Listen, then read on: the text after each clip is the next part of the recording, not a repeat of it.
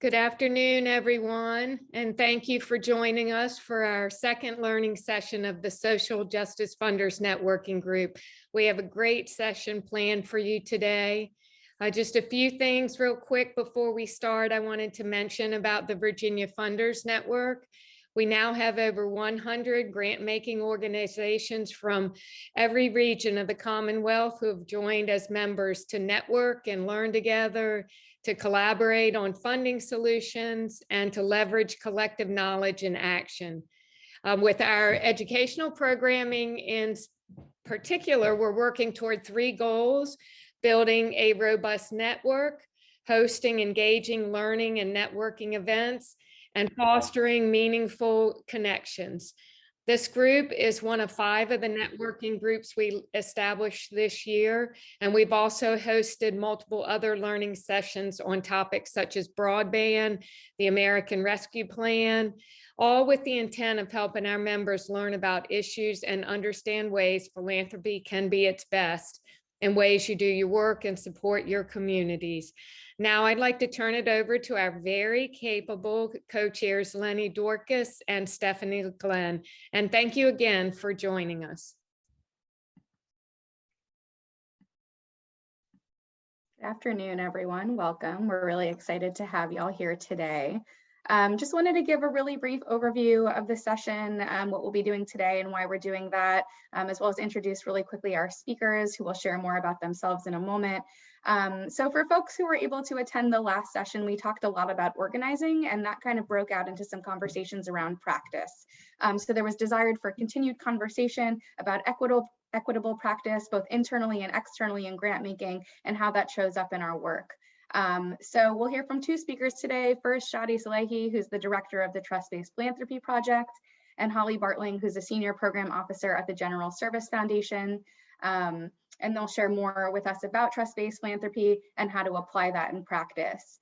A little bit about just what we'll be doing. So we'll hear an overview of trust-based philanthropy. We'll talk about that in action, and then we'll actually break out into some breakout rooms, unless the group remains small, and then we'll just chat kind of in this little group together.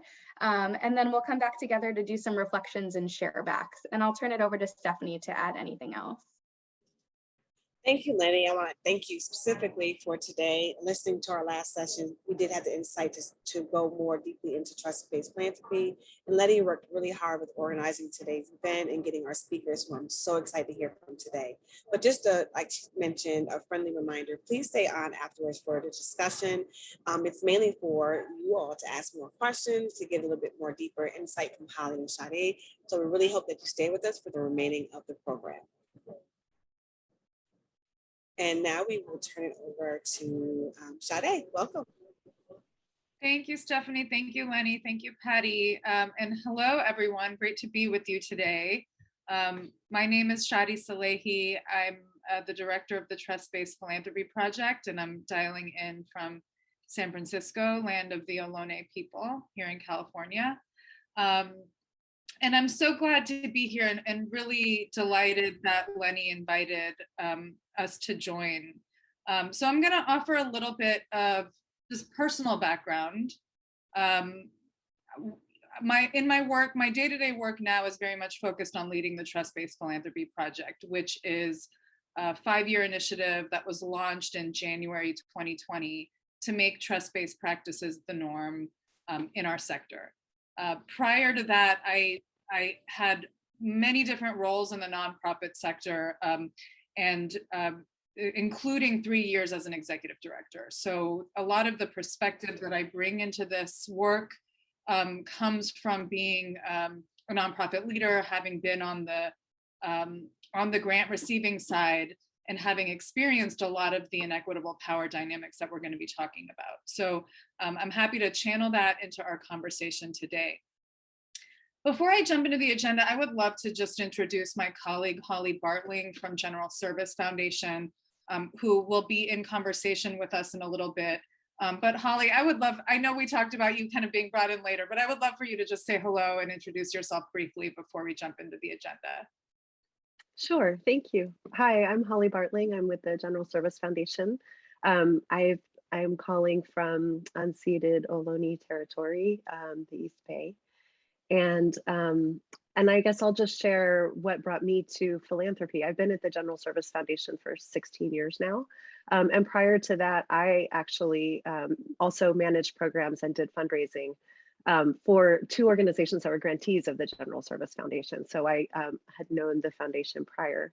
And I taught a class in fundraising and proposal writing when I was leading a training program for social justice activists. And I found it to be both really frustrating to see how hard it was for grassroots activists doing really powerful and meaningful work to get a foot in the door at foundations to meet people. And I could see the gap between kind of the work and the funding. And so through that class, we raised something like $2 million. And that really motivated me to sit on the other side of the table and to think about what it looks like to open doors and create space and think about leveling the playing field and shifting the power dynamic in philanthropy as a funder. Thank you, Holly. So today is going to be a little bit of presentation, a little bit of conversation between Holly and me about how she and her team at GSF, General Service Foundation, have intentionally embraced and embodied more trust-based practices in their work. And then we are going to break into some, well, if our group stays large enough or small enough, we'll probably stay in one room to really talk about what's resonating for you, what questions are coming up for you. So we hope you'll stick around for that because we learn a lot from hearing from you about your journey. So hope you can stick around. And then also, we invite you to chat questions in the chat as we're sharing. So if you have a burning question that comes up as we're talking, please put that in the chat and we will do our best to address it either in the moment or later on in the small group. So we hope this can be as interactive as possible. Just by show of hands, who here is pretty new to trust-based philanthropy? Like you haven't heard much about it or you've heard a little bit, but not much. Just a show of hands on that. Okay, great. Okay, cool. Thank you. Thank you. All right. So we're going to get into some fundamentals here. I'm going to share some slides. All right. Oops.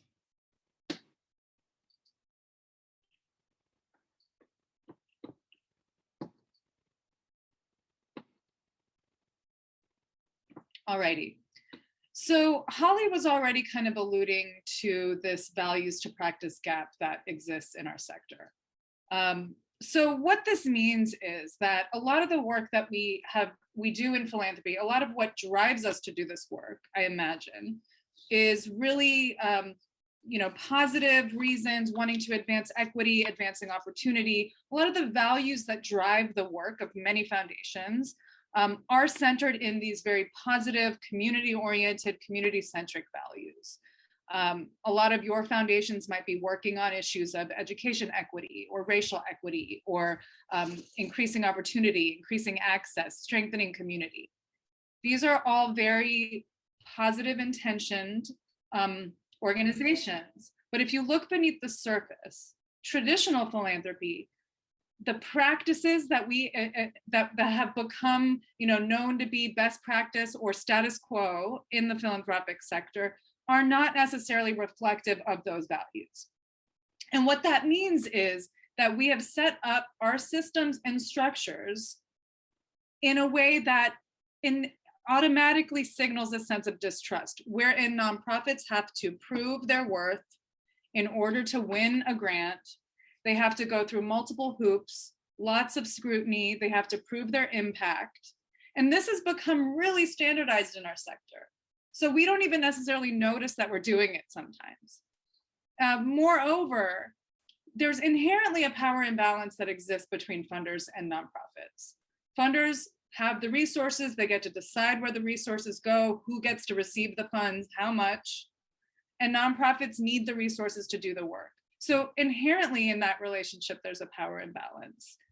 And even though foundations have been set up to support the work of nonprofits, again, a lot of our processes and practices and structures are not actually reflective of supportiveness and partnership. And if you think about it, the work that we do as funders is not possible without the work of the leaders on the ground that are doing the work. So what trust-based philanthropy invites us to consider is, how can we re-examine the way that we're showing up, the way that we're even making decisions, the way that we're structuring our grant-making practices in a way that actually inherently acknowledges that power imbalance and works intentionally to alleviate that toward advancing a more partnership-oriented approach to our work. So we'll talk about like what that looks like. But before I jump into all of that, I want to give you a little story about how this whole trust-based philanthropy concept and naming came about. There's a foundation here in San Francisco called the Whitman Institute. In 2012, they announced that they would be spending out in 10 years.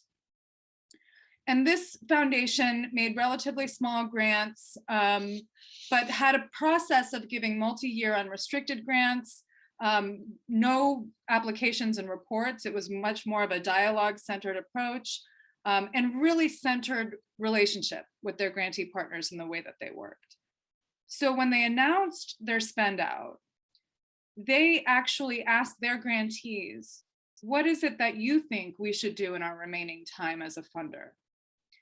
And they did that through a Center for Effective Philanthropy grantee perception survey. They also did a series of conversations, but the grantee perception survey was the kind of main core of how they began to solicit that feedback. And two big themes arose in those survey results. One was the recurrence of the word trust in the open-ended responses. What that meant is that the nonprofits in this cohort, almost all of them pointed out how valuable it was to feel trusted by their funder, and how that alleviated stress, how that allowed them to do the work, how that opened up doors for them in new ways. The other thing that came out of that survey was a resounding request from the vast majority of nonprofits that the Whitman Institute should spend its remaining time advocating for how it funds, because not many funders have been practicing in that way. So that was in 2012. Here we are 10 years later, the Whitman Institute is spending out next year.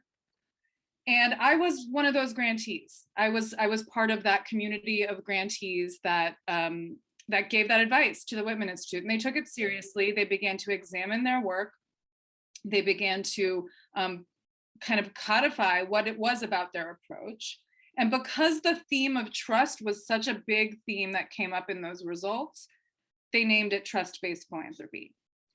So the reason why I like to share that story is because the movement that now exists, which has really gotten a lot of attention in light of the pandemic and the racial reckoning, that predates all of this. This is a request that came from the nonprofit community, and that is really and a lot of what we're going to be talking about is not necessarily new. There are many foundations that have practiced in this way for quite a while.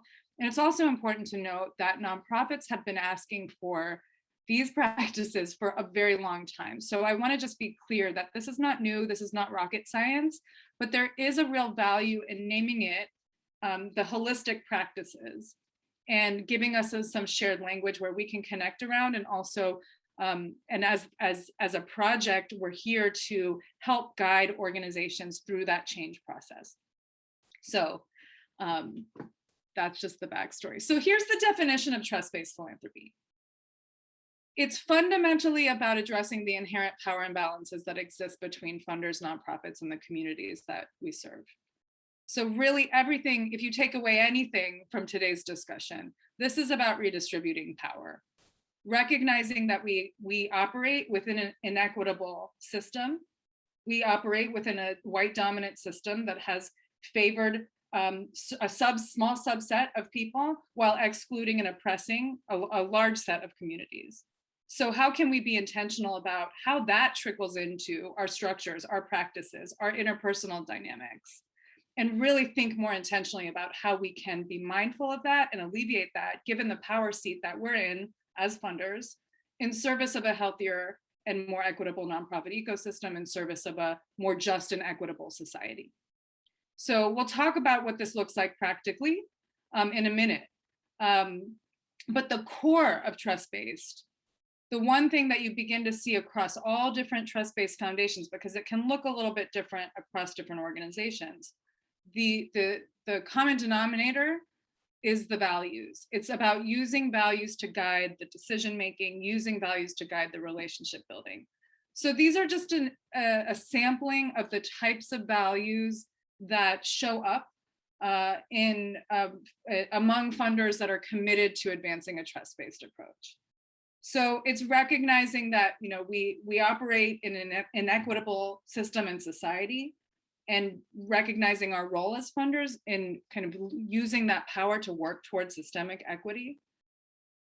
It's about redistributing power, recognizing the limitations of power being held in the hands of a few when we're trying to address problems that affect so many people. So how can we redistribute that power, redistribute that decision-making power, advance self-determination so that we can truly tackle the issues that we care about?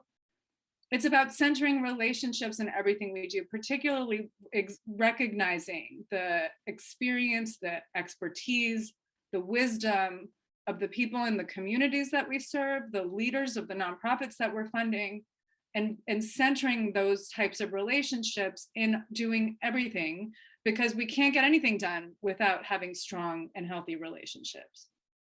It's about seeing our role as funders as partners in a spirit of service to those who are doing the work.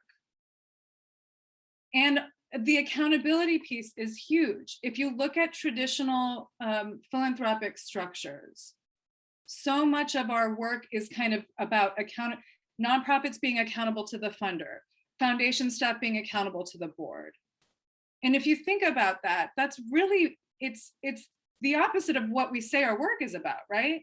Our work is about addressing community challenges, community issues, advancing, you know, but the accountability piece, when we look at traditional philanthropy, is the other way around, where we're not actually holding ourselves accountable to the community. So how can we flip that script a little bit and think a little bit more intentionally about how we can be more accountable to the communities that we serve, to the nonprofits we partner with? And then one of the other values here is a learning mindset.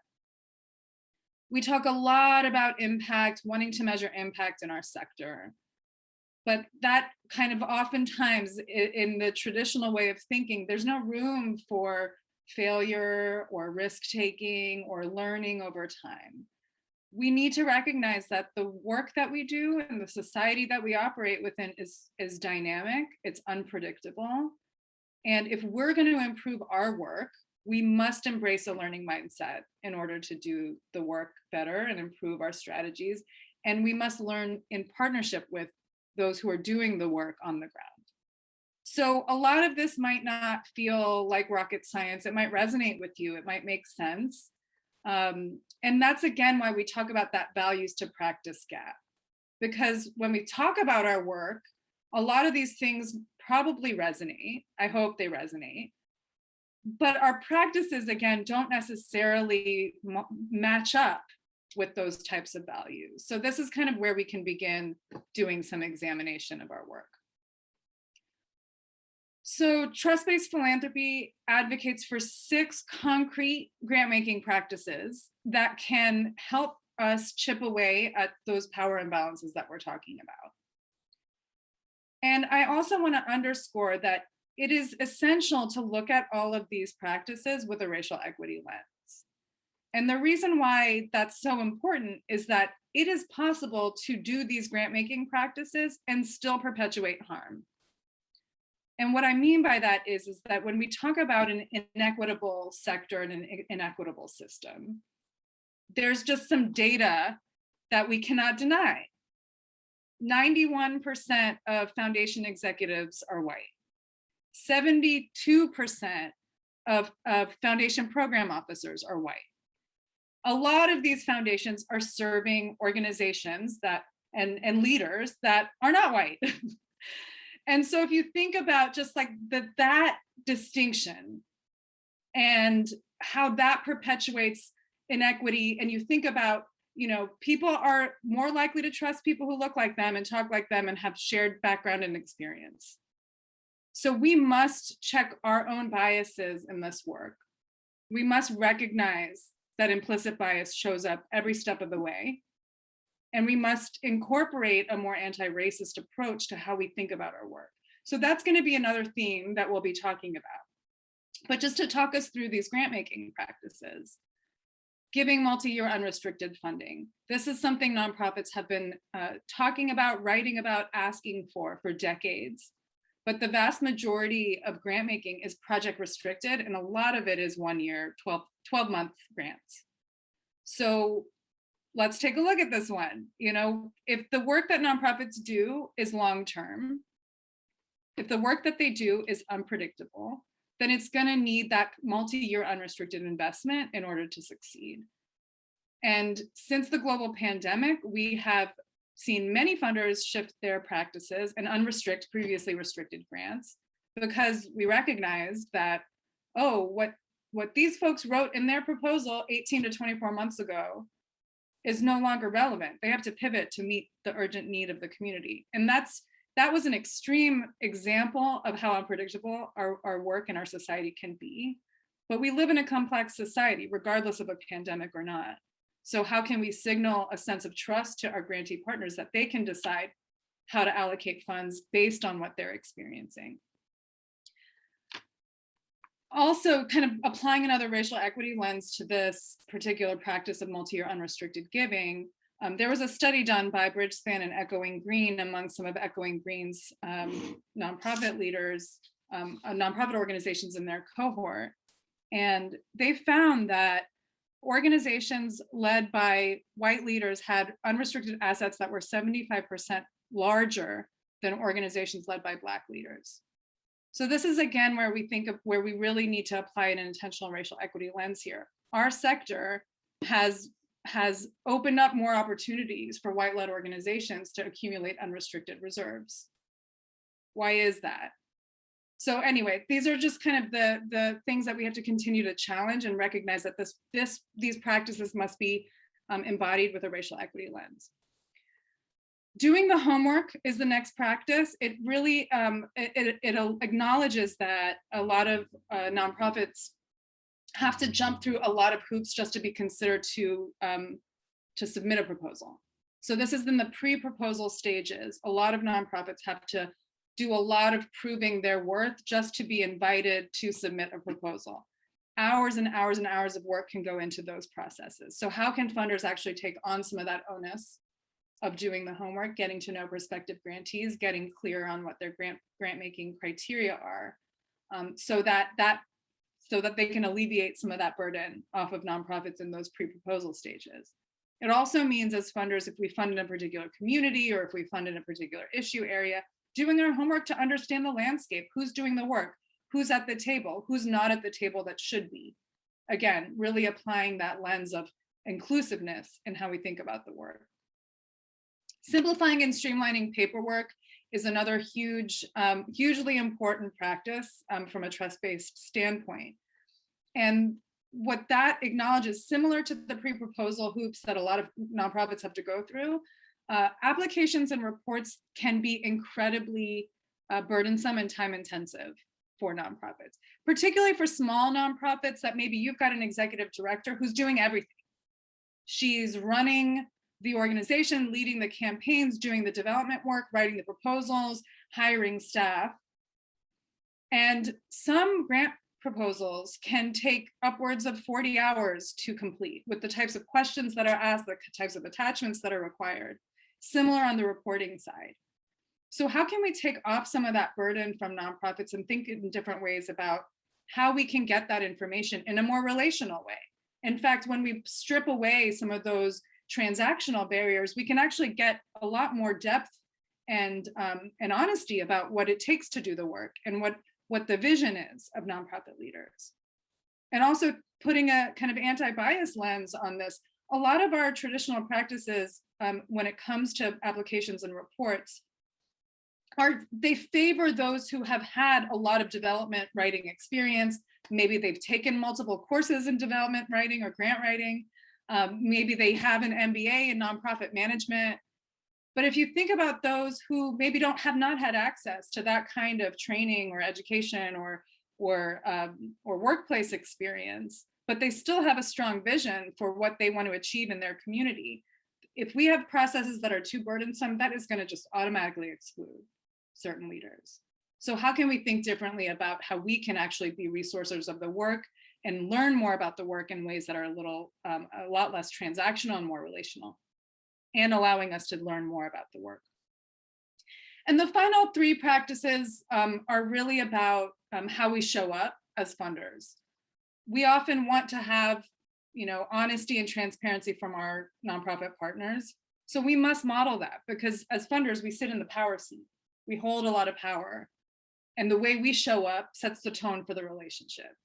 So how can we model transparency and vulnerability so that we can, one, again, address some of those interpersonal power imbalances, but also over time, be able to build up a transparent relationship and dialogue with our partners.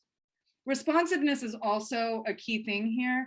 When I was running a nonprofit, and I would like agonize over just sending an email update to one of my funders. And I would just like think about it. Maybe I spend like an hour and a half, like writing the perfect email. Here's like an interim update, wanting to get them all excited about things that are going on, wanting to make sure that I was still on their radar. And literally would never hear a response back. Like that actually happened to me many, like countless times. And it's really, really demoralizing as a nonprofit leader that is trying to keep the work afloat, keep their teams moving forward, keep their funders excited. To not even get a response does not signal that you want to be in relationship. So the responsiveness piece is also key. And I know that we're all very busy, but even acknowledging an email when it's received goes a long way in actually demonstrating respect and trust, and hopefully being able to pave the way toward trust in the long term. Soliciting and acting on feedback, I've kind of alluded to this already, but it's this idea that we as funders don't have all the answers, and we rely on the experiences of those who interface with our grant making systems to inform how well that's going, but also they're the ones that have expertise in the issues that they're working on. So if our grant strategies aren't informed by the people who are doing the work on the ground, then we're all at a loss, right? So it's acknowledging that there's a lot of wisdom and expertise that we're not necessarily tapping. And in our traditional kind of structures and cultures, we tend to favor, like the PhD or, people who have like all these like accolades and education, but we're not actually recognizing that some of our best thought leaders are those who are on the ground that are doing the work every day. So how can we be more intentional about getting that feedback to inform our work and acting on it? And then finally, support beyond the check is this, it acknowledges that as funders, we bring a lot more to the table beyond the funding alone. We have access to other funders. We have platforms that people pay attention to. We have connections and networks. We can offer moral support to our grantee partners during challenging times like a global pandemic. So it acknowledges, again, this is like showing up as whole human beings in the work and really doing what we can to bolster and support the leadership of those who are putting their energy into this work day in and day out. So these are the grant making practices. We're going to hear more from Holly about what it looks like to transition and more intentionally embed those practices in our work. But I also want to highlight that the grant making practices are the external expression of trust-based philanthropy.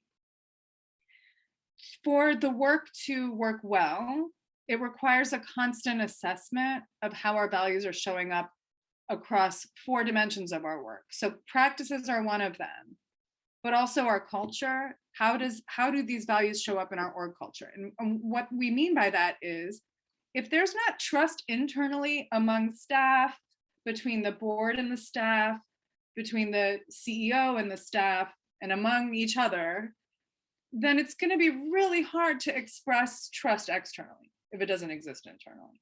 So how can we center more a trust-based culture? How can we kind of foster that? How can we build dialogue internally? How can we solicit feedback internally? How can we lean on some of those external practices and bring them internal in order to build a deeper sense of trust internally? It's also about our structures. So we've already talked a little bit about, grant management systems and even things like grant agreements, hierarchies of like how decisions are made internally, the technologies that we use. A lot of the structures that we rely on have been built around this kind of more traditional compliance-oriented approach to philanthropy. So to really fully embrace some of these trust-based practices, it does require us to re-examine some of our structures. And we'll hear about that from Holly. I keep teasing all these things that we're going to hear from Holly, and I'm going to stop talking in a minute so we can finally hear from her. But finally, there's the leadership piece of this. There needs to be leadership buy-in for this. And we can talk about some strategies to do that and what that looks like, but also the role of leadership in upholding and uplifting these values and reinforcing them across the org culture is a key part of this practice as well. And we all play a leadership role in one way or another. So we can also talk about kind of what that can look like over time. But this is kind of the new evolution of how we've been talking about trust-based, because it's so much deeper than just the grant-making practices. And there's been some, there were some COVID shifts that were made to adopt some of those trust-based practices in the last 2 years. But now there's, rumblings of some foundations planning to go back to the traditional way of being and doing. So if we really want these practices to stick for the long haul, it does require an intentional alignment across these 4 dimensions. And I should also note, it's ongoing work. It's never, this is like a culture shift in how we can look at our work so that it can be more meaningful, we can learn better, we can actually resource the work and know what's going on, and we can learn from the leaders that are on the ground. And there's just it's an ongoing process because the work that they do is dynamic. I'm going to stop sharing the screen. So I'm curious how that's landing for you all. And so just as it's kind of sinking in, please hold those questions and we'll be happy to bring those in. But I want to bring you in, Holly. Holly, you've been at General Service Foundation for 16 years. And General Service Foundation has always been a social justice oriented funder, but over the past several years, you've made a more intentional embrace to align your values and practices. So can you share more about just what that journey has looked like and how you've begun to really take a look at that alignment between your values and your practices?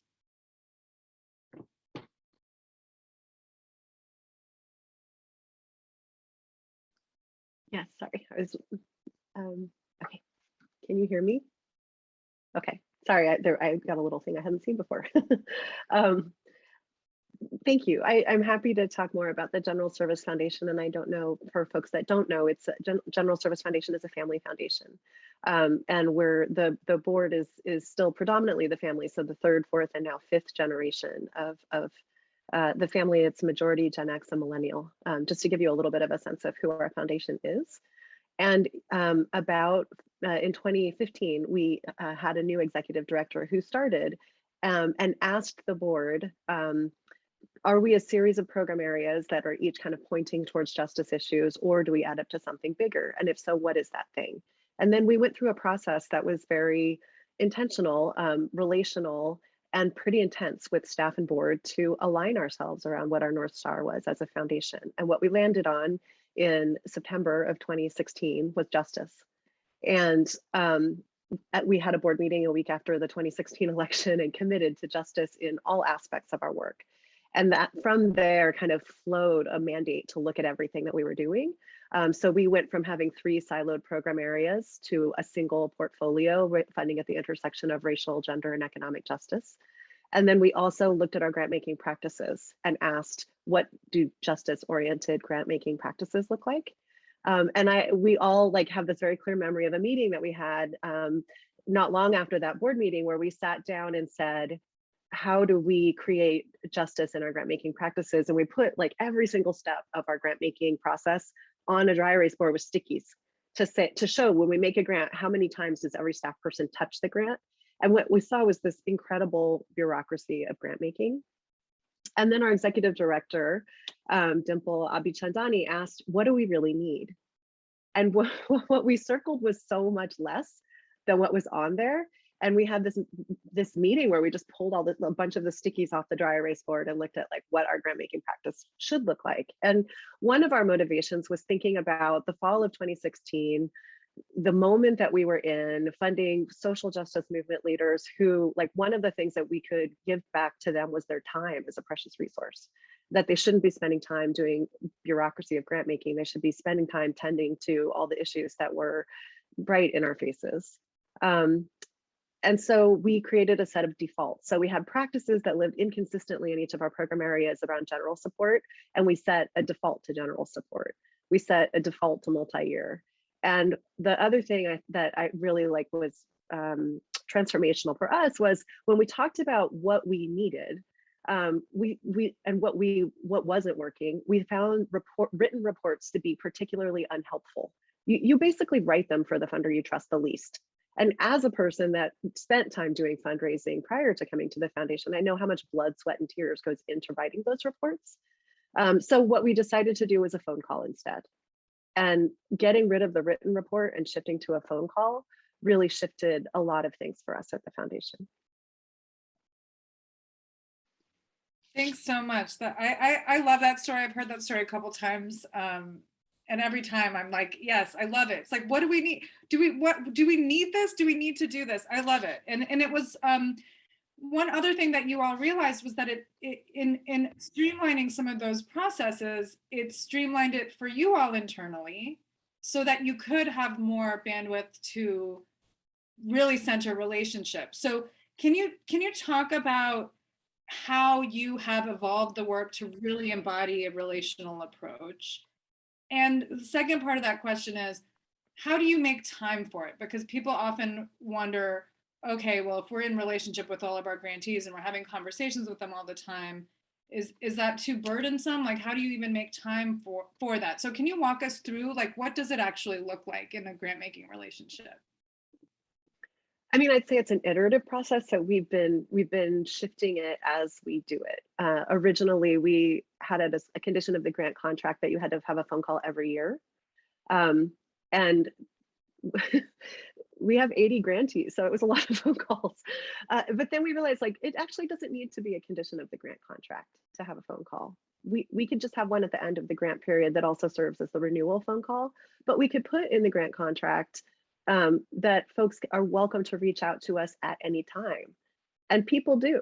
And so that feels like a much better way to have that kind of relational approach to the grant making is having an open door, but not setting a bunch of unnecessary conditions on it as you are doing the work. And then I would say, the other part of it is like just the mindset shift.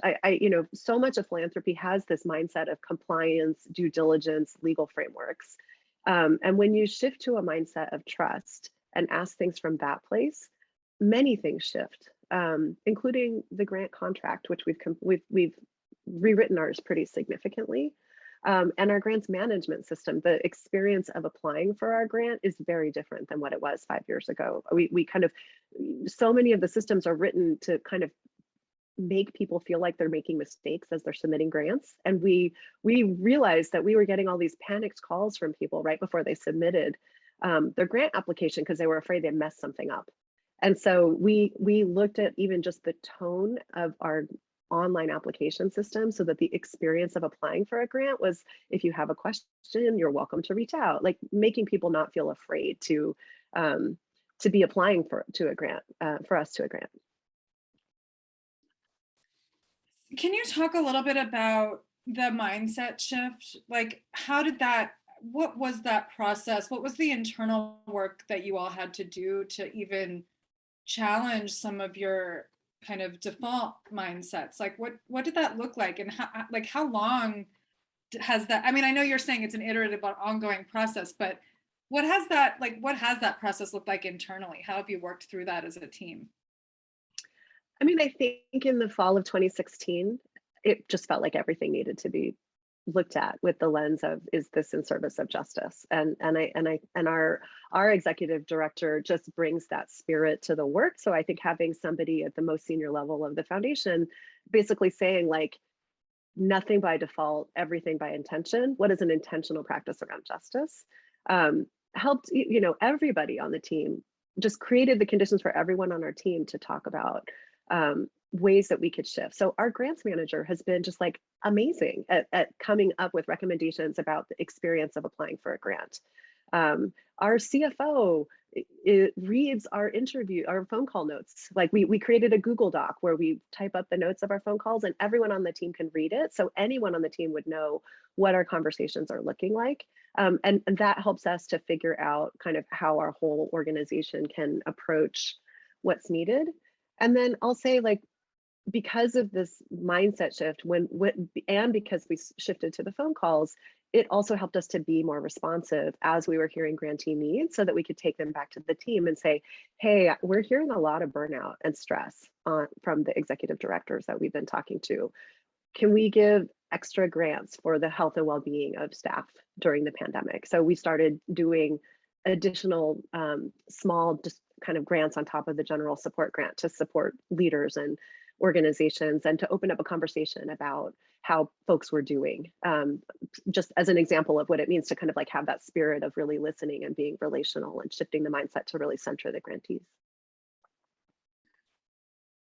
What was the transition like for your partners? Transitioning from a more traditional process to a verbal process, were they ready to do it? Did they have questions about it? How did you bring them along? Because I'm sure that might have felt like they might have been happy about it, but it is also not the status quo. So what was their reaction?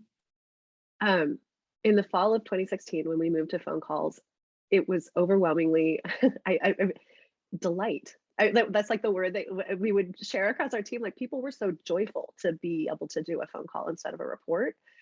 Some folks, especially like a development team member, would be like, do you want our report? Like, they were so used to doing it that they had a hard time not submitting it.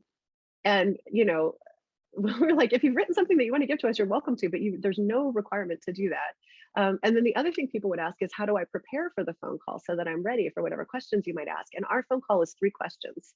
And we don't tell them to the groups in advance because we don't want them to spend any more time than the time of the phone call. So, what I'll share in recent calls is that more people are saying, can you share that you do this? Because it's really great that you do this, but I still have to write written reports for all of my other funders. And being relational is a much more joyful way of doing fundraising work. We often get a lot of questions about the 3 questions. Can you share what those 3 questions are? Yes. So we ask, what do you want us to know about your work in this period? And we invite people to tell us at the highest level, not from the granular level of activities. What challenges have you been grappling with? And how can we support you?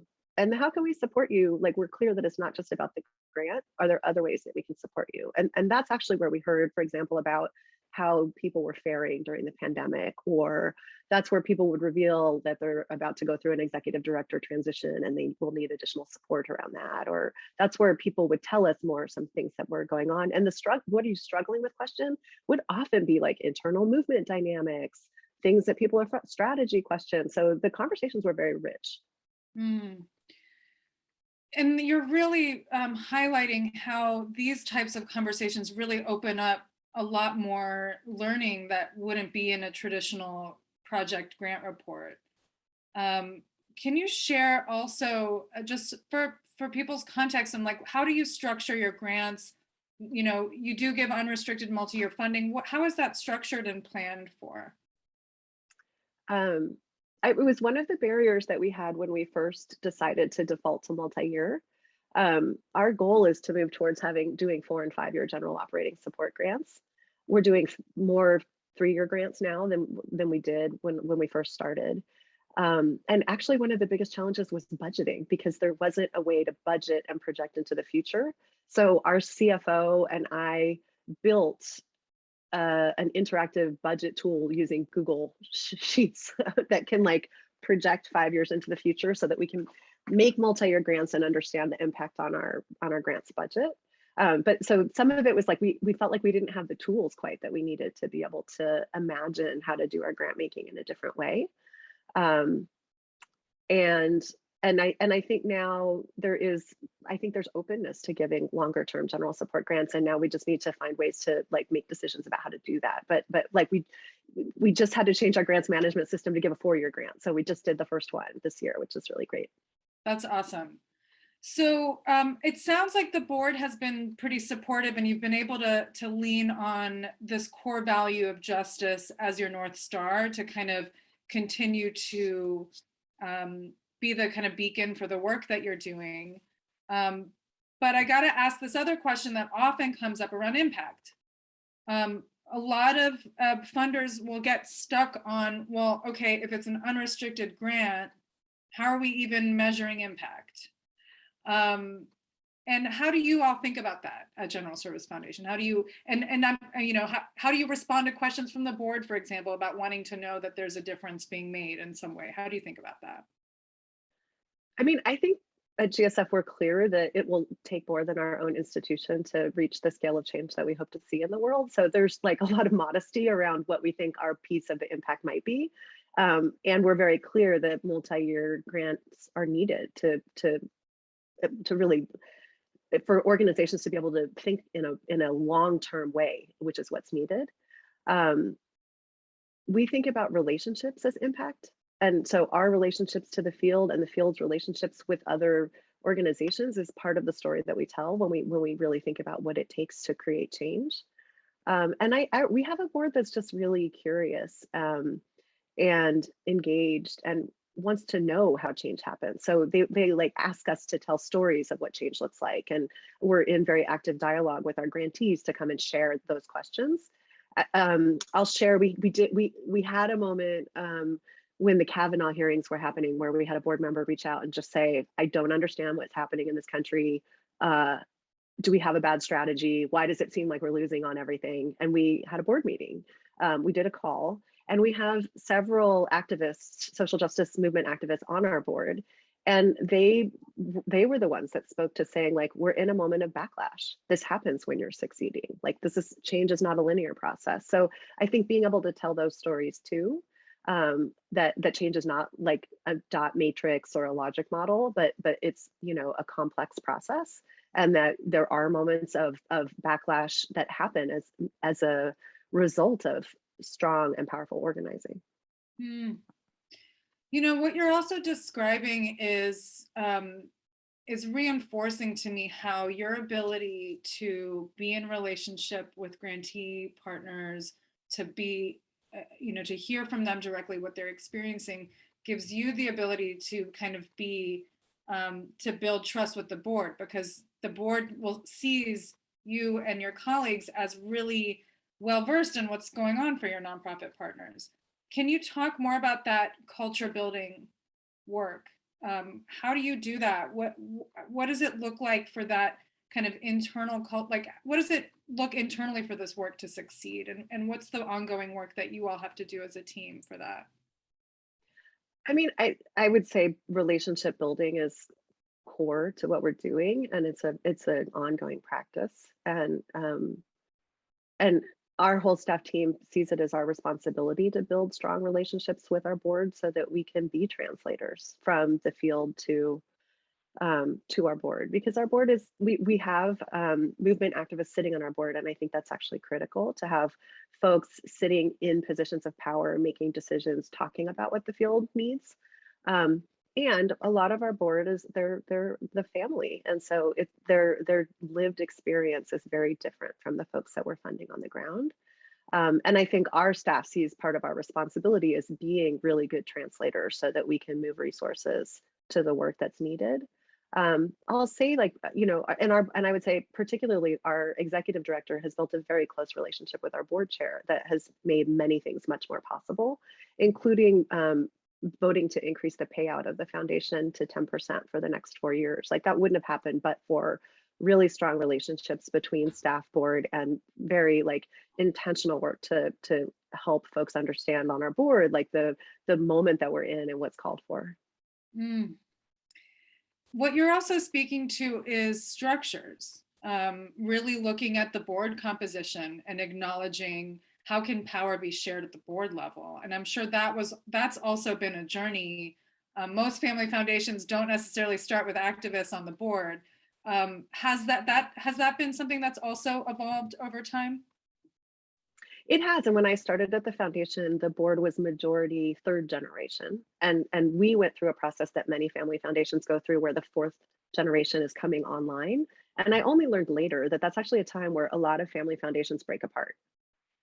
That navigation with the third and the fourth coming together, because you're a little far away from the founder, and maybe the generations don't have the same understanding of what it means to share power. And there was a very real conversation about what power sharing looked like, even within the family board members. So I think like now we're really a multi-generational board, and we just had our 5th generation board member join. And I think like that experience of thinking about power and talking about it very intentionally through a strategic planning process helped us actually have a much sharper analysis of power and how we think about sharing power, and actually helped us to shift who came on our board as an activist to be much more intentional about bringing on folks who had lived experiences that might be quite different from our board. Wow.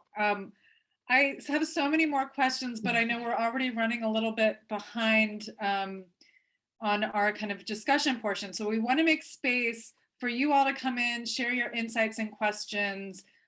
We hope you'll stay, because this is where like really like the interesting stuff happens.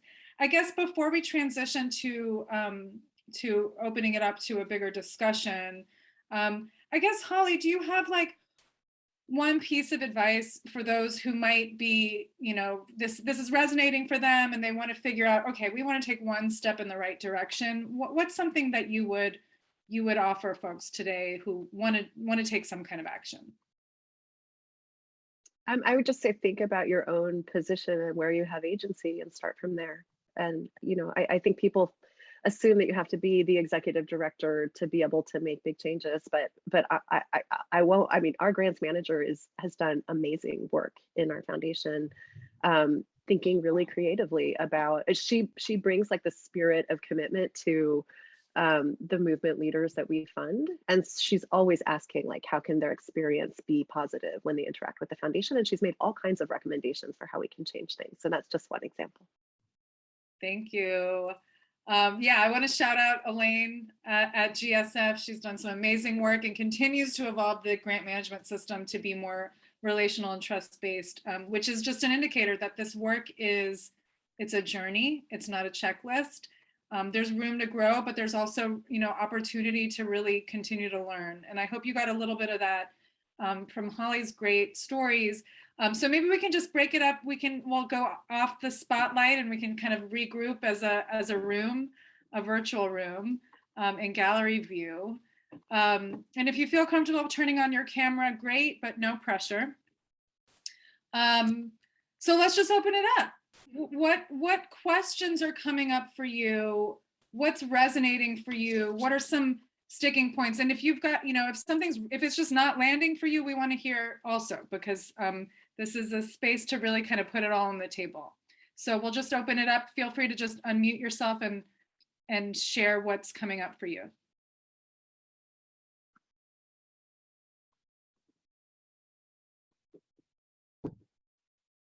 I'll go. Hi, I'm Kate Keller. I'm with the Harvest Foundation in Martinsville.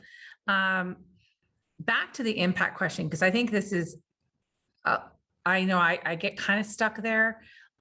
So our foundation is a private foundation. We serve one county in Virginia, Southern Virginia. We fund, we're a health conversion foundation, but we fund sort of across the spectrum of things because we're the largest private funder in the community. So we play a really interesting role as far as community change goes. But historically, the foundation has, like many foundation boards, been really interested in numbers, right? How many jobs have we got? What's our average wages that we're working on? How many companies do we, I mean, really, they were really actually excellent in many ways evaluation metrics that they look at. They track everything really, really importantly. And as I've been here a year, and we're trying to move sort of more into this relation-based world. I'm concerned. We haven't had the conversation, so I haven't had the pushback yet. But in my previous life, I've had this pushback of how do you transition them from looking at the data and looking at the impact they think they're having to something that's different, and so that is about trust and about community change. And I'm interested in how people tackle that. Yes, that's the $1 million question, $1 billion question. Yeah. I can offer some reflections, and then Holly, maybe you can jump in. I think one place to start is to get curious about where those measures came from in the first place. I think sometimes what happens is, more often than not, is that foundations will kind of convene their panel of experts, or maybe the board, or maybe they'll hire an external evaluator that will decide what are the measurable impacts that make sense for the work that you're doing. And more often than not, those kind of designated metrics or kind of indicators of success aren't necessarily coming from people who are doing the work on the ground. So what that can do is it misses the mark on what should even be measured as an indicator of success over time. I'll give you one example. The T. Rowe Price Foundation in Baltimore, they had a new president that came in right after the death of Freddie Gray in 2015. And he came in with the task of trying to kind of improve the community. But what he did was he started out by listening to people across town, sitting in on community meetings. And all of his colleagues assumed that the goal would be to reduce blight in Baltimore.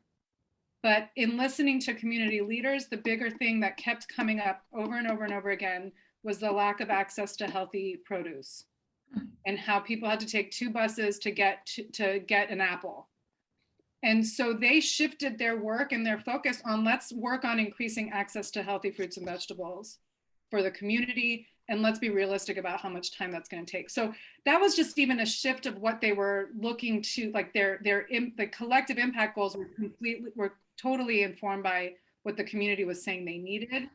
And that was a first shift in beginning to look a little bit differently at, like, what are we even trying to get to? So that's one piece of advice. Just get curious. Where did these metrics come from? Has the community informed this? Have we talked to grantees about what they'd like to see and how much time it realistically takes for them to get there? That can be a start. Holly, I don't know if you have anything else to add from your standpoint, or how you've brought the board along on some of the impact questions. Sure. I mean, I guess maybe I'd take apart the 2 parts of your question, because I think one question is there might be data that you want to gather, and what's the best way to gather it and to what end. And I mean, when we redesigned our grants management system, we had that question about a whole host of things. Like, we wanted to know the demographic data of our grantees, like who's the leadership, what does their board look like, who are their members, but we didn't want to make it burdensome. So we actually just have a box where we say, tell us about it. And they write a few sentences, and we learned so much more than had we made them fill out some big complex questionnaire about how folks understand their own board, staff, and membership, and what kinds of lived experience they bring to the work. So there might be a way to think about what information is absolutely critical to collect, and what is the easiest way to collect that information. And then the second question is, I feel like people make this assumption that if you give a project support grant, that equals greater impact. And I guess I would just push back on that, because if I look at our grantees in this last period of time, if we had given them project support grants, there's no way they could have navigated what they were facing with the plans that they had in place. And in a lot of cases, what groups turned to work on were far bigger and more ambitious things than what they would have written in a project support grant a few years ago. And so, we fund the Sunrise Movement, and the Green New Deal exploded in a period of time in ways that nobody could have imagined in the way that they were working. Or we fund a number of organizations working with low-wage worker organizing groups, and they, during the pandemic, managed to get significant pandemic insurance coverage for a whole host of workers that never had any kind of support in the past. That would have never been part of what their proposal looked like. So to us, being flexible and giving general support makes it more possible for groups to meet the moment that they're in and to be as expansive and ambitious as possible. And I think to Shady's story, they might be thinking they need to be working on X, but conditions create the opportunity to work on Y, or Y becomes more pressing. Groups can shift to that in a much more fluid way. Thank you. Well, this impact question is pretty nuanced, as you can imagine. So the TrustBased Philanthropy Project will be doing more resource development on this in the coming year. So we'll be happy to share more, because there's so many different ways to look at it, and we know that's a huge sticking point. So thank you for the question. Mm-hmm. Other comments or questions or aha moments, or even like sticking points that you're just still kind of stuck on that you want to dig deeper on? I have two comments that I'd like to share. The first one is that this whole presentation was really refreshing for me. I've been in fundraising for about 5 years now, and I tend to fall into kind of like the roles that are kind of within the background, just because within traditional fundraising, for me, being in the forefront, it just felt so transactional. And I remember being a grants coordinator and having to prepare for site visits where the funders come, take a tour, you learn about it. And everybody was just on pins and needles all the time. Is this set up? Do we have the coffee? Do we have this? Don't say this, do say that. And I'm just like, why does it have to be this way? And I was just like, it just gave me so much high anxiety. And I just always was like, I don't want to be that. I'll just be in the background and type up the grant, or I'll just be in the background. Right now, I'm an operations officer in development, so I handle a lot of the gifts that come in. But hearing this makes me really want to, as opportunities present themselves in the future, step into a leadership position to be able to help reshape the way that we look at traditional fundraising models. So that's one part. Second part is just the fact that there is a phrase for what we're talking about. It's like trust-based philanthropy. Why does that even have to be a phrase? Why don't people just automatically trust us? It's really not rocket science, but I recognize that this is the way we kind of have to break things down for people who are kind of stuck in that mindset. So I'm looking forward to, I don't know how funders interact with each other, but if this can become, like, how does something like this become a best practice so that other funders are like, oh, this is the wave we're riding and we want to continue on it, let's adapt. And I know obviously it's nothing that happens overnight, but I just am curious as to how this becomes the new normal. Thank you so much, Yasmin. Really appreciate you sharing that story, because the anxiety that is caused by funder behavior is so real and it's so pervasive, and it leads to burnout, and we lose really promising visionary leaders because of it. People get burnt out in their roles. So I really appreciate you raising that, because that's, imagine that's being done like 10, 20 times over when you're managing multiple funders. So yes, that is so real. And that perspective is an important one to lift up, because that's really what we're talking about here. Because people will always remember how they felt and how you made them feel. And when we talk about philanthropy has done harm, that's the kind of harm, among many other things. So that's really that's such a good example of what that harm looks like. So yeah, how do we make this the norm? I agree. I think we want to get to a point where it doesn't have to have a name, because that's the way it's done. Somehow we've overbuilt our systems where it's become best practice to scrutinize nonprofits, make them jump through hoops, and assume, that they're all a bunch of con artists. But most people who are doing nonprofit work are not in it for the money. I mean, let's be honest, right? I mean, it's not a lucrative field by any means. So I think we need to kind of suspend some of that. And I do think over time, and what we've gotten to with COVID, along with the racial reckoning, along with the acknowledgement of growing climate change and crisis, there is an opening. We're at a moment in the sector where we were already at a power reckoning moment, and then these kind of events really busted some of that open, and it has prompted many leaders to re-examine their practices and think about a different way, because clearly things have not been working the right way. The other thing I'll mention too, Yasmin, is that some of the shifts that have happened in many of these foundations that have embraced and adopted trust-based are coming because the leadership of those foundations are coming out of the nonprofit sector. So they were on the receiving side. And so that's where we're also beginning to see some shifts. So maybe you'll one day you'll find yourself at a foundation making those decisions, because I think that's where we've seen the most successful shifts take place.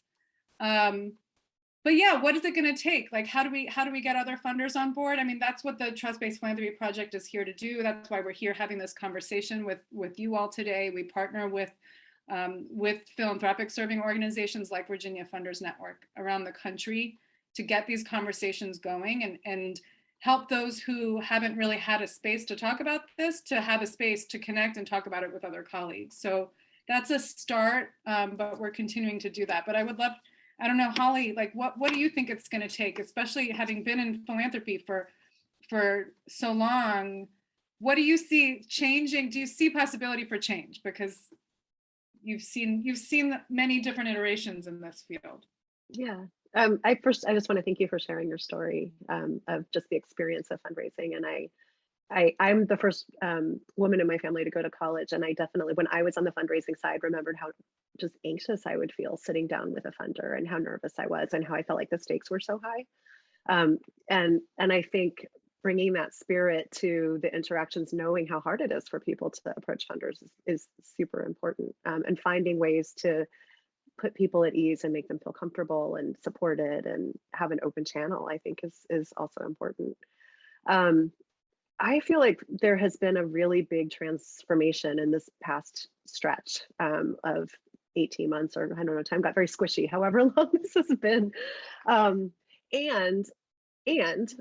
You know, I would say I noticed that the Center for Effective Philanthropy did this study recently looking at how many foundations had suspended kind of their usual practices and gone to multi-year general operating support, done away with reporting requirements. It was actually quite a number of foundations have made those changes. And CEP just recently went back and surveyed 200 foundation executives to ask, what are they going to do now? And I was really struck that something like 40% said they were going to keep the practices that they had changed. There was a 30% that were not sure what they were going to do. And I read that and I felt like really upset. I was like, how can you not be sure? Like, why wouldn't you just keep going? And, you know, I mean, I think there's an opportunity for engagement there. The fact that they haven't just like defaulted back to the practices is noteworthy.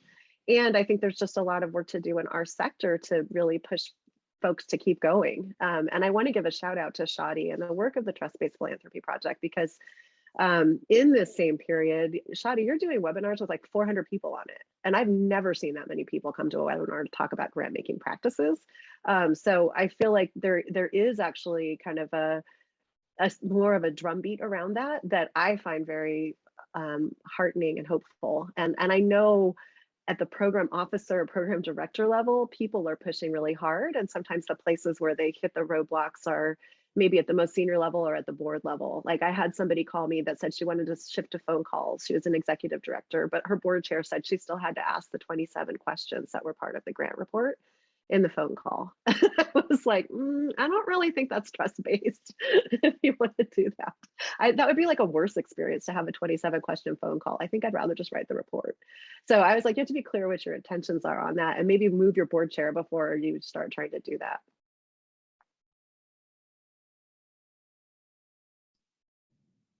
Hi, can I add something? This is Terry from the Virginia Foundation for Healthy Youth.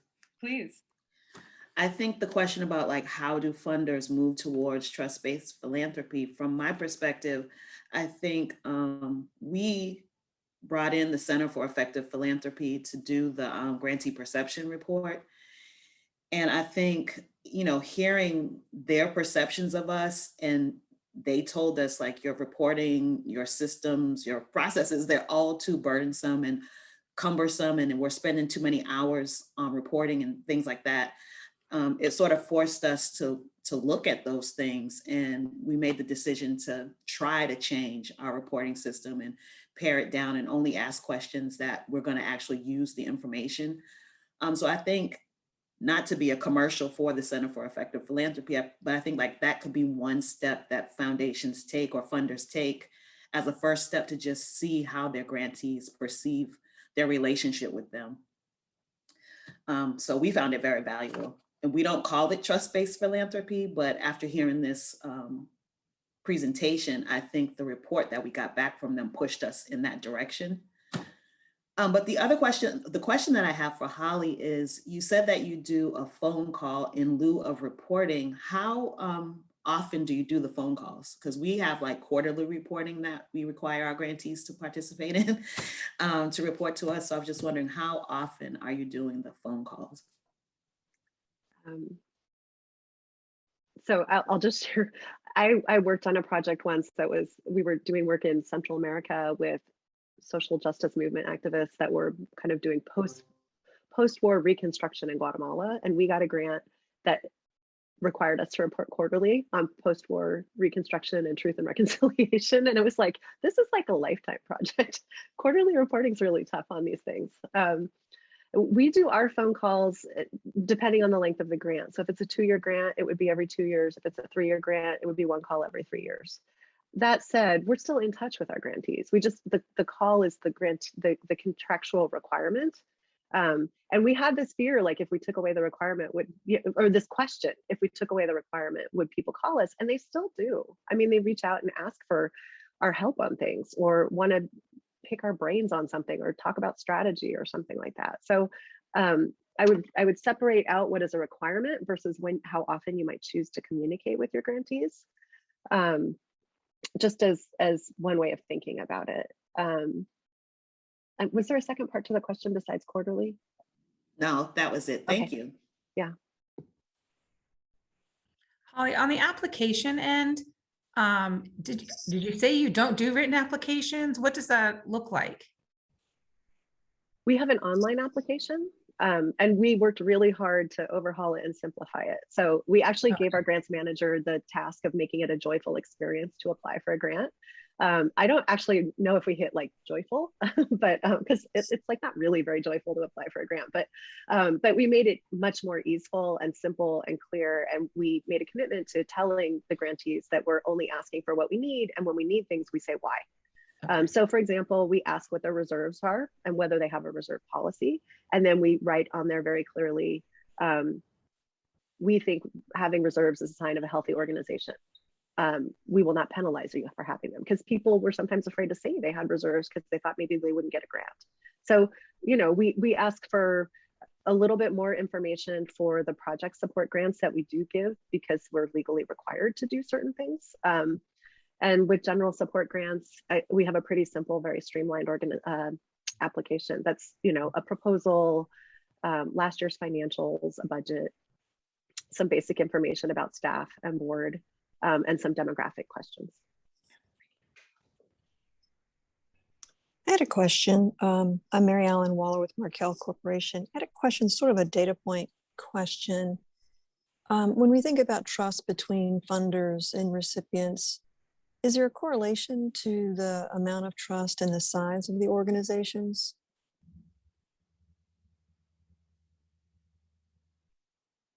You mean just the number of staff, budget size, when you say size? Yeah, I guess really both measures.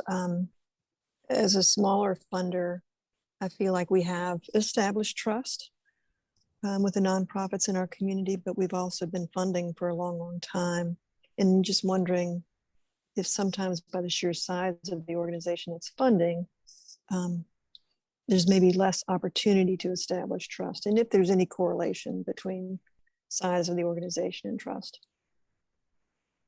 Yeah, it's a good question. I mean, I would say that trust-based can be done by any sized organization, but there are different implications structurally depending on how many staff there are and what roles there are. And, you know, you've got larger foundations where there's like a whole compliance department where their job is extracting, you know, proof of compliance from nonprofits. And kind of perpetuating this like very not trust-based approach. So that does create challenges, right, for a larger organization that has people's job descriptions geared toward this to scrutinize and force compliance.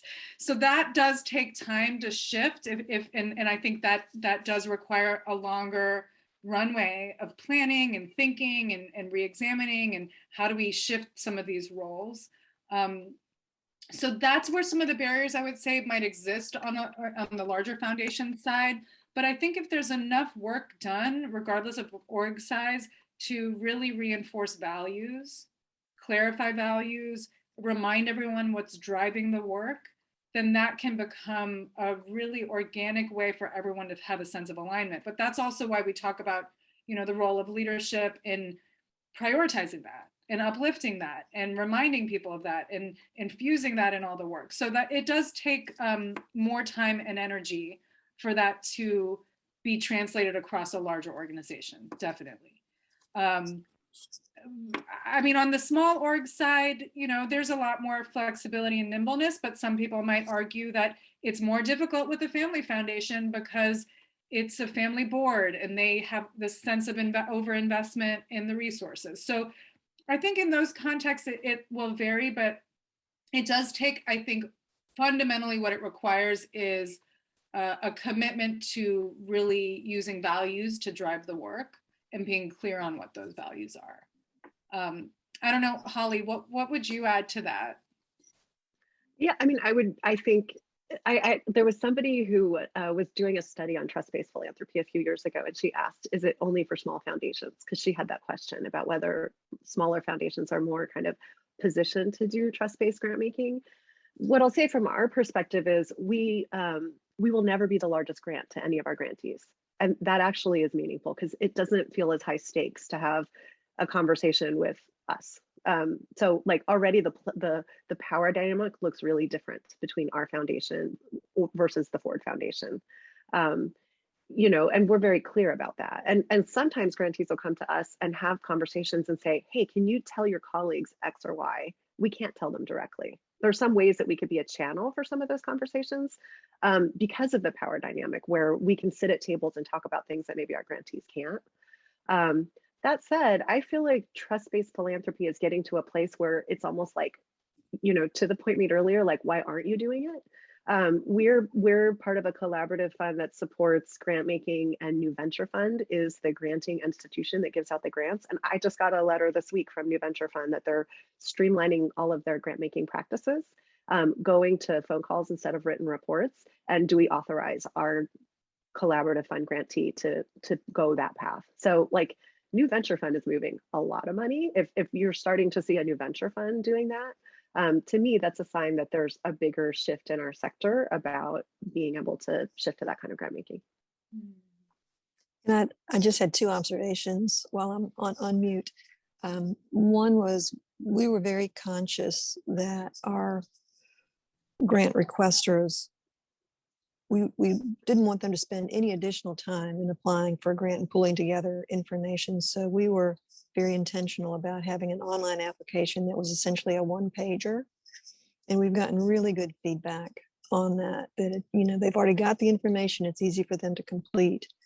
And it works well for us too, in terms of being able to review it. The one last observation I would make is in the Richmond area, we recently convened a group of nonprofit and funders, and the group was led by African-American nonprofit leaders, and we met probably 4 or 5 times, and it was just so wonderful to create those and cement those relationships and understand from an African-American nonprofit leader's perspective what those challenges are and challenges that are unique for those organizations. So I don't know if other communities have the same opportunity to do that, but it was really successful. And I think helped shift that power dynamic as well. Thank you for that reflection.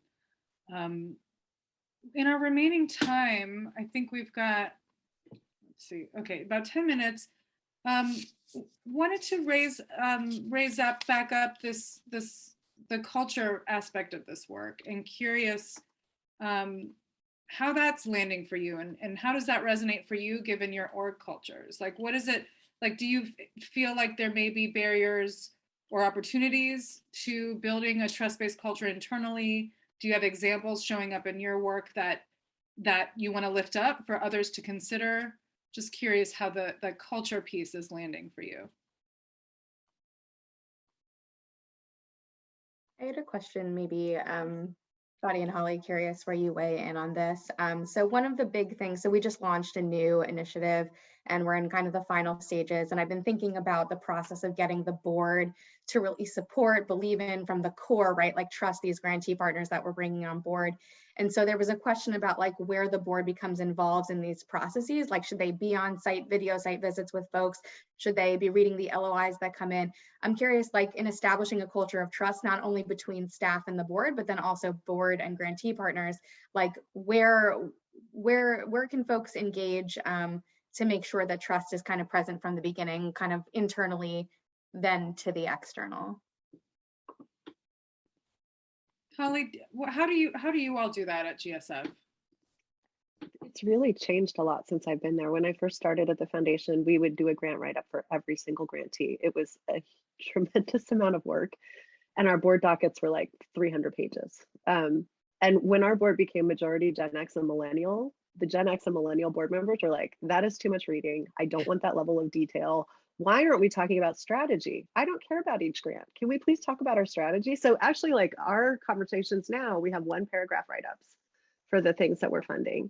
And we talk at a much higher level about what is it that we're hoping to achieve? What are the ways that we're doing it? What are some of the challenges, and how can the board weigh in on the challenges? And I think thinking about the right role is really important. So lots of foundations have boards sitting on grant making committees. And when there's an appetite to get in on the details of the grants, that might be like one strategy to do it. But to me, it's kind of like the setting the strategy is the role of the board, and finding ways for the board to trust the staff to make the grants. I think is like, I would think that would be the culture you would want to aspire towards, but not every foundation's in that position. Yeah. You know, it is tricky because when you start talking about relational and dialogue, if you have a pretty hands-on board, they're going to see themselves as part of that. And I think there's a few considerations. You know, if you have board members that are pretty self-aware, then maybe a site visit could be okay. But I think just like lifting up the story that we heard from Yasmin, like that, those site visits cause a lot of stress. And if the board member is there, that's even more stressful. And you could have like an ED being like, well, the family board member is here. We got to be on our best behavior. And that just, it can be very derailing. So I think site visits you want to be mindful of, but again, it's about kind of assessing the level of self-awareness of certain board members and their awareness of their power in that interaction. But there's some great examples that I've heard of from other funders that have wanted to bridge the gap between trustee and nonprofit partners. And one way is, you know, like at board meetings, inviting in a few longtime grantee partners to share a story. The Durfee Foundation in LA, which is a family foundation, they actually recently wrote it up. I'm going to try to find the article and share it. They wrote up how they have been able to bring the board into what's going on by bringing nonprofit partners into their board meeting on a regular basis, but then also creating space for the nonprofit leaders to ask questions of the board and vice versa. So really looking at ways to be intentional about the power dynamic. Again, with the asterisk that they wouldn't just bring in a brand new grantee into that situation because they're brand new and they're still figuring it all out. So they had to, and they've spent time building trust with these partners so that they felt comfortable walking into a room like that. So there's a few different ways of doing that, but I'll try to pull up that article and share it for context. Thanks for that great question.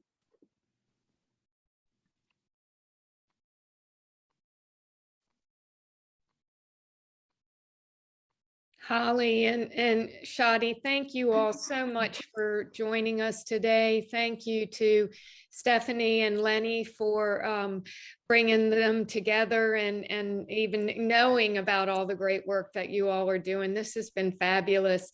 If you get that, we do send a follow-up email out to all the participants and even folks who were not able to join us with the recording. So if you want to just send me that link, then I'll put it in the follow-up email. So just wanted to make sure that everyone knows when you get that, it will have a survey. If you could please complete that for us. It helps with the planning for future for future sessions as well. And Polly, I see your question in the chat.